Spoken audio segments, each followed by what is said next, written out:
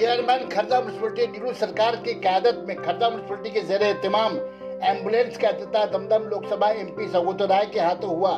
इस मौके पर शरीक रहे खर्दा एमएलए वो रियासती वजीर शोभनदेव चटर्जी, खर्दा म्यूनसिपलिटी के सीआईसी काउंसलर और स्टाफ हजरात।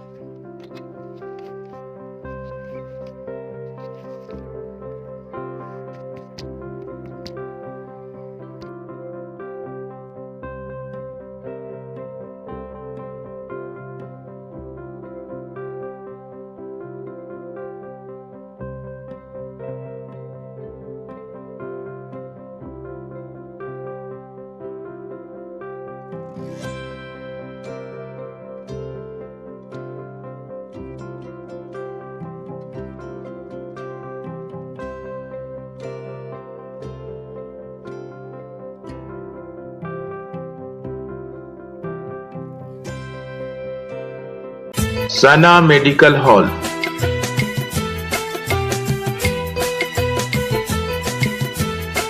%10 discount on every medicine.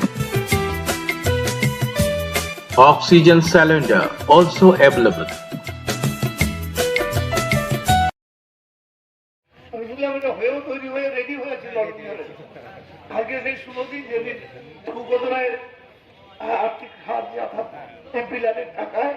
আগে সেটা চালু হবে এবং এর দ্বারা নিশ্চিতভাবে খর্দা সহ তার পারিপার্শ্বিক এলাকার মানুষ খুবই উপকৃত হবে।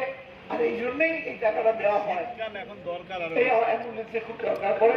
একটা কথা বলছি, আজকে একটা খবর কাগজে সংবাদ বেরিয়েছে, আমি কয়েকদিন ধরে শুনছিলাম যে অ্যাম্বুলেন্সের যারা ড্রাইভার তারা একটুখানি দেখে নিতে হবে আর কি, যে তারা নাকি কিছু হাসপাতালকে তারা ঠিক করে নিচ্ছে।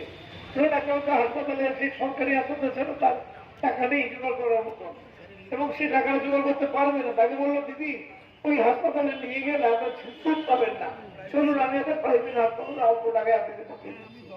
কিন্তু ধীরে ধীরে চলে গেল, তখন তাকে খুঁজে পাবে না। এবার তার 3 লক্ষ টাকা যখন বিল হলো, তখন সে বললো আমার তো গয়নাপতি বিক্রি করতে হবে। এরকম একটা প্রবণতা দেখা দিয়েছে। আজকে সংবাদপত্রে খবরটা আছে, ওই জন্য বললাম ড্রাইভারদের জেনে রাখবেন, তাকে বুঝিয়ে বলে রাখবেন যে এটা সেবার জন্য দেওয়া, এটা ব্যবসার জন্য নয়। ধন্যবাদ, ভালো থাকবেন। আমাদের যখন আসলাম ভোটের পরে, তখন আমরা দেখলাম যে আমাদের অ্যাম্বুলেন্সের একটু অসুবিধা হচ্ছে, কারণ যতগুলো অ্যাম্বুলেন্স এখানে প্রোভাইড করা হচ্ছে সবগুলি আমাদের মাননীয় সাংসদের করা। তো আমি স্যারের কাছে গেলাম, স্যার বললাম করে থাকি এবং আমরা টাকাটা পেয়েছিলাম, কিন্তু এখন অ্যাম্বুলেন্স করতে গেলে ডিএমএর এই চাই ওই চাই, এই সমস্ত জন্য আমাদের অ্যাম্বুলেন্সটা উদ্বোধন করতে একটু দেরি হয়ে গেল। এর মধ্যে স্যারের সাথে কথা বলেছিলাম, তো স্যার বলেছিলেন তখন ছিলেন, স্যার বললাম নিল আমি এসে করে দেবো। স্যারের সাথে কথা ছিল, আজকে স্যারকে এখানে পেয়ে গেলাম, তো স্যারকে বলার সাথে বলে হ্যাঁ এখন